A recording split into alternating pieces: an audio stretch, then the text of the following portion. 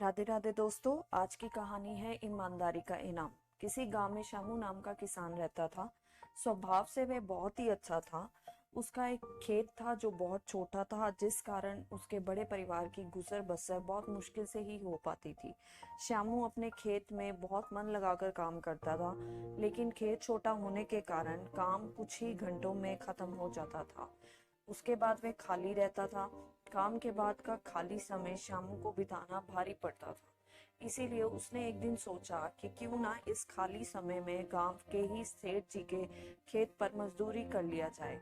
इससे खाली समय भी कट जाएगा और घर में पैसे की कमी भी कुछ दूर हो जाएगी। गांव के सेठ जी बड़े भले इंसान थे। श्यामू जब उनसे काम मांगने गया तो सेठ जी ने कहा, तुम्हें मेरे खेत पर मजदूरी करने की जरूरत नहीं है।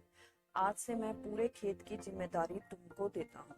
जो भी फसल होगी आधा मुझे दे देना और आधा तुम ले जाना। सेठ जी के इस भले व्यवहार से श्यामू बहुत खुश हुआ और अगले ही दिन उसने खेत पर काम शुरू कर दिया। वे प्रतिदिन सुबह सबसे पहले अपने खेत का काम खत्म करता और फिर सेठ जी के खेत में काम करने चला जाता था। एक दिन दोपहर को जब श्यामू सेठ जी के खेत में हल चला रहा था, उसी वक्त उसका पैर किसी सख्त चीज से टकराया। जब उसने मिट्टी हटाकर देखा तो वहां पर मिट्टी से बना एक छोटा मटका था, जिसके ऊपर लाल कपड़ा बंधा हुआ था।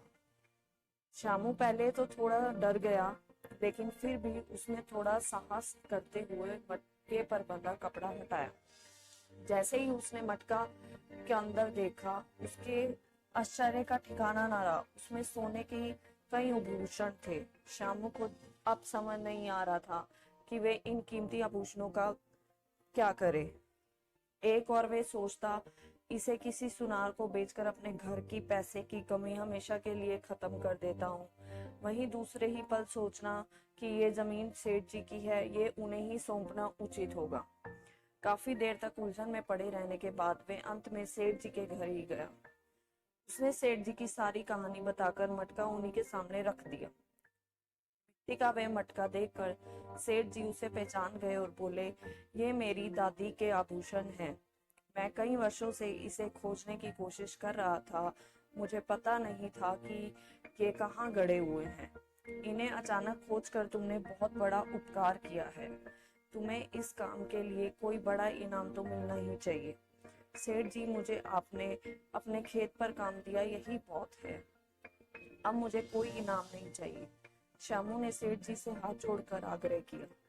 फिर सेठ जी ने कहा, श्यामू, मैं जानता हूँ तुम बहुत मेहनती हो और ईमानदार हो, लेकिन इनाम तो तुम्हें स्वीकार करना ही होगा। सेठ जी थोड़ी देर रुके और फिर कहा, मेरे जिस खेत में तुम काम कर रहे हो, आज से वे तुम्हारा हो। तुम उसके मालिक हो। सेठ जी के मुंह से ये बात सुनकर श्यामू खुशी से झूम उठा। उसकी आंखों में खुशी के आंसू थे। वे मन ही मन सोच रहा था कि यदि वे लालच में पड़कर अपनी ईमानदारी को भूल जाता तो उसे इतना बड़ा इनाम नहीं मिलता। तो दोस्तों, इस कहानी से हमें क्या सीख मिलती है? ईमानदारी सबसे अच्छी नीति है। थोड़े से लालच के लिए किसी के साथ बेईमानी नहीं करनी चाहिए। तो आपको ये वीडियो कैसी लगी? अगर अच्छी लगी तो वीडियो को लाइक करना, और अगर इस चैनल पे नहीं आए तो चैनल को सब्सक्राइब करना।